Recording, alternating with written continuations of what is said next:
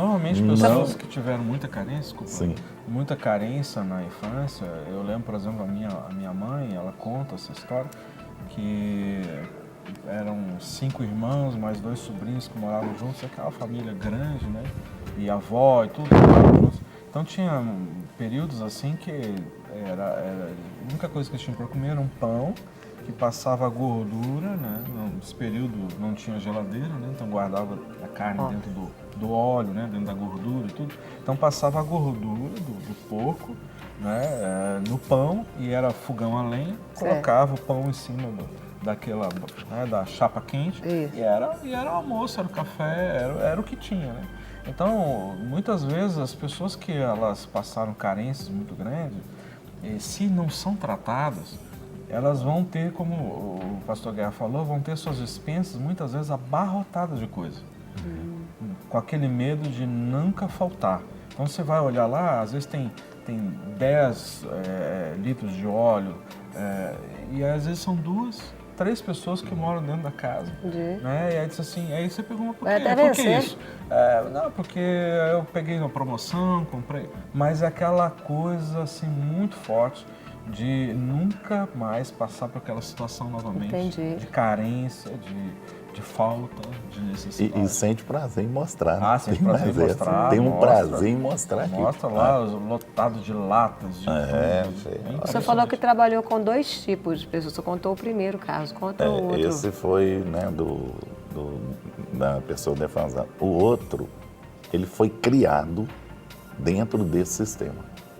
Entendeu? Foi criado dentro do sistema de você tem que ganhar, você tem que enriquecer. Então foi passado para ele isso, a questão do dinheiro. Você tem que enriquecer, você não tem que depender de ninguém. Você tem que adquirir, porque as pessoas vão te servir. Então foi passado para ele isso.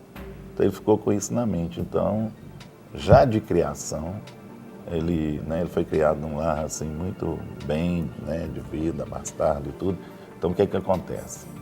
Aí ele falou, não, mas eu fui criado assim, foi o que foi passado para mim. Aí a pessoa converte, chega na igreja. Qual que era a maior dificuldade? Qual que você acha? Dízimo. Missões, então, eu nem falo. Foi a área que eu fui trabalhar. Aliás, o dízimo é um excelente teste para o avarento. Né? É um teste. Demais. E ele queria que eu provasse para ele por que ele teria que dizimar. Você entendeu? Assim, então foi uma questão assim, né, conseguir, né, conversar com ele, passar para ele, mas ele estava tão apegado que isso trazia uma dificuldade para ele. Todos os extremos pode levar à avareza, né, pastor? Extremos, sim, é muito complicado isso. E essa área dentro da igreja local é muito desafiante para quem ele tem um outro Senhor. E essa, eu acho que é um dos maiores desafios, você servir a um Senhor que Ele é o centro de todas as coisas, nós não somos o centro. Então, que o dinheiro que eu tenho foi Ele que me deu, de saber que tudo que eu tenho é provisão do Senhor, né? Que eu sou um mordomo, que tudo é passageiro, as coisas materiais vão ficar, não vou conseguir carregar nada disso.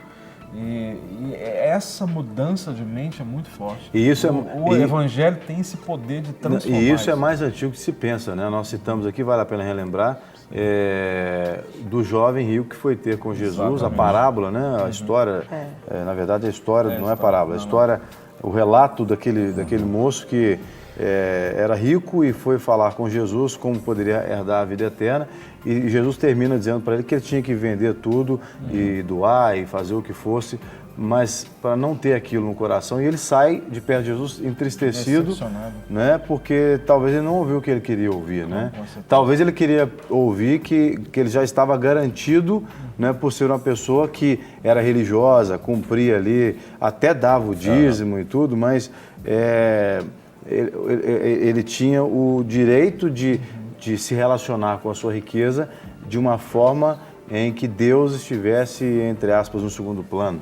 Em contraponto, a gente pega aquele texto da oferta da viúva pobre. Sim. Né? Ou seja, as pessoas vinham ali e davam, né, aquela fortuna, não sei quanto, e se vangloriavam disso. E aí o Senhor disse, olha, quem deu aqui a oferta mais importante de todas foi essa, porque era a única coisa A maior que ela tinha. oferta foi a maior dela. oferta, porque ela deu tudo que ela tinha. Não é? Na verdade, quem agradou o coração de Deus, né? Exatamente. E o avarento, certamente ele não consegue, por exemplo, medir, porque aí a coisa acho que toma conta da mente do cara que ele não consegue ver isso, ele não consegue medir o tanto que ele está sendo dominado por esse Deus Mamon, né? Porque no caso aí o Mamon deve governar a cabeça de um avarento, né? Ele não sabe medir isso. Não, uma vez É igual o cara que é alcoólatra, por exemplo. não tem. Enquanto ele não falar que ele é alcoólatra, enquanto ele fala assim, eu sou alcoólatra, você não consegue tratar um cara desse? Uma vez eu estava conversando com então ele foi no banco e cobraram uma taxa dele de R$1,50. Ele falou comigo, eu vou brigar por conta disso. Eu falei, mas você vai brigar por conta de R$1,50? Vou. Que isso tirou do meu bolso, não sei o que lá. Então, o cara tinha muito dinheiro. Eu falei, isso não faz diferença para você. Para mim faz. O senhor não pagou para ele? Eu quase.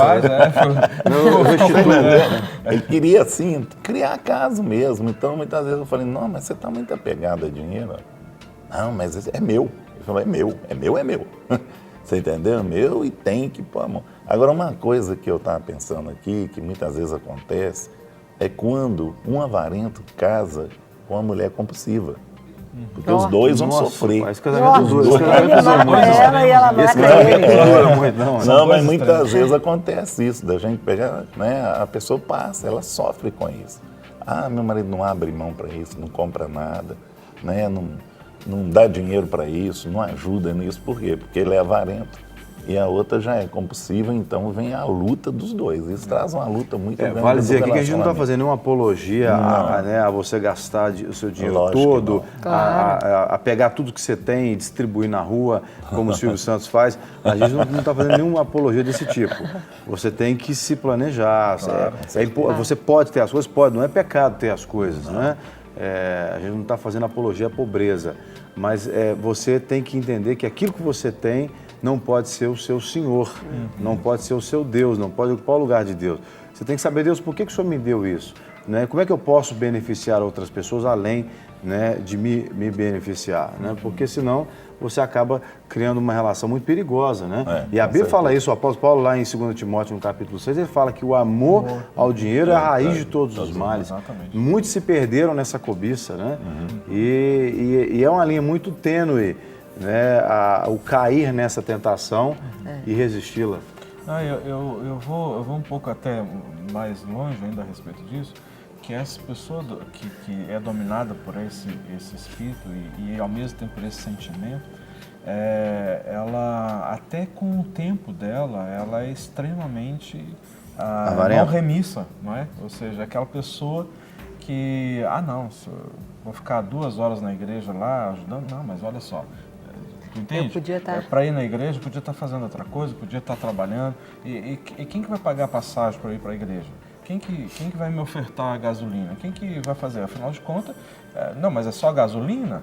O carro não é só gasolina. E o pneu, o gasto disso? E então, o óleo? O óleo. Então, às vezes a gente vê assim, as pessoas... diz que foi Deus que deu, mas na realidade são delas, né? Assim, Deus que me deu esse carro. Jó, então põe os irmãos aí. O cara pode ter um adesivo, né? Propriedade de Jesus. Na verdade, é um amuleto para ninguém roubar, né? Presente de Deus. Às vezes. Então põe os irmãos aí, leva todo mundo em casa, qual o problema? Não, mas aí não, e a gasolina, e o tempo, não sei o quê. E lá, subir aquela rua, não tem asfalto e vai sujar todo mundo. Os meninos estão com peças de barro, não vai entrar. Eu conheço pessoas que não colocam muitos dentro do carro porque pesa. Conheço vai também. Pesar demais, né? Eu conheço alguns.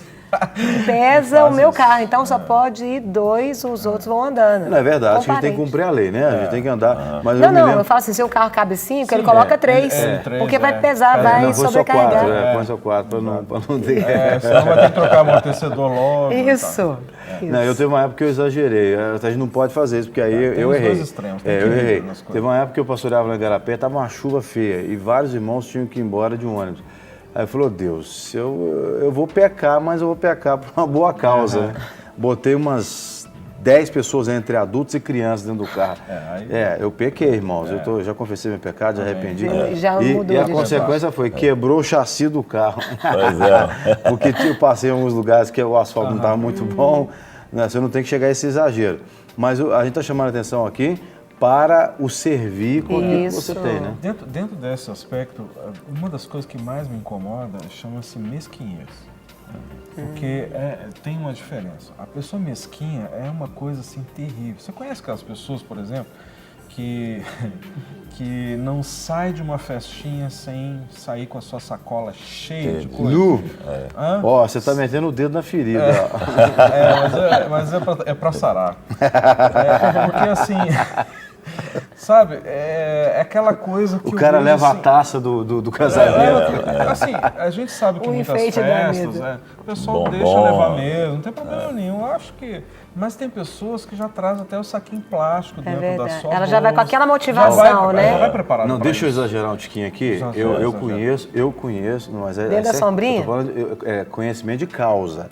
Eu conheço casos, pasmem o que eu vou falar aqui, isso é lamentável o que eu vou falar, mas existem pessoas que eu conheço,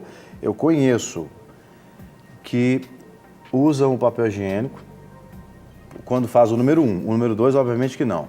Usa o papel higiênico, põe, no número 1, põe para secar para usar de novo. Irmãos, E as acreditem. bactérias, né? E o risco que essa pessoa está Jesus, correndo. O que eu estou No falando mínimo, aqui, compra eu tipo não estou tipo, inventando. Não estou inventando.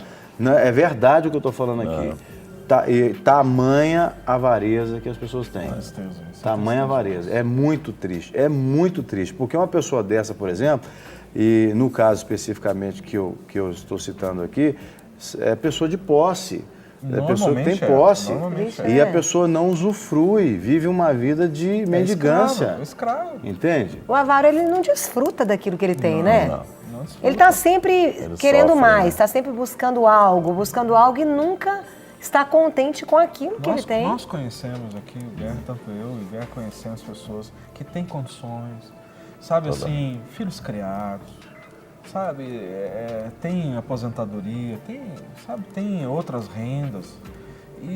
Mas assim, agora que é tempo de aproveitar, poder viajar, de poder se disponibilizar o tempo do Senhor, porque são jovens dentro de um aspecto assim de saúde física e tudo mais, para ajudar as outras pessoas, servir, mas não, porque eu não posso, porque eu não tenho, porque não sei o quê, tem que guardar para quê? Daqui a pouco vai morrer, a gente sabe lá quando nós vamos morrer e não vai poder usufruir as coisas. E uma pessoa dessa, a alma dela realmente deve ser assim, triturada, né? Eu vale dizer aqui que a gente também não está fazendo apologia ao desperdício, né? Não, A gente não é a favor de desperdiçar equilíbrio, nada né? e tudo. É o equilíbrio Mas das uma coisas. pessoa dessa, um sentimento, um comportamento avarento, vai atrair com certeza muitas outras coisas Tem. que vão machucar a alma da pessoa. Sabe o que acontece normalmente com essas pessoas? São as pessoas mais suscetíveis a enfermidades. Se você pensar bem, você vai ver. Ela não gasta... Vivem doentes, porque verdade. acabam gastando de outra... verdade, é verdade. É causa e efeito. O caso que eu citei No aqui aspecto espiritual, procede. O caso que eu citei procede. Sim, são. Aí gasta o quê? Com exames, Como se fosse um com balão médico, furado, né? Vai saindo por Farmácia, outro... de alguma forma vai sair, né? Porque é aquela perspectiva, tudo aquilo que eu tento guardar, segurar, eu vou perder. Porque a dinâmica do evangelho é diferente. Você doa e quanto mais você dando dá, que mais você recebe. recebe. Então tudo que eu tento segurar para não perder, o que acontece? De alguma forma eu vou perder, mas aí vai perder em outras áreas. Vai perder na saúde, vai perder nos relacionamentos, vai perder a sua própria alma. Ou às vezes, É o que a Bíblia às vezes diz, né? o ladrão, Tolo, literalmente falando... Hoje mesmo, à noite... Não, às vezes o ladrão, literalmente falando, vai chegar e vai levar também. De alguma forma o devorador vem e rouba.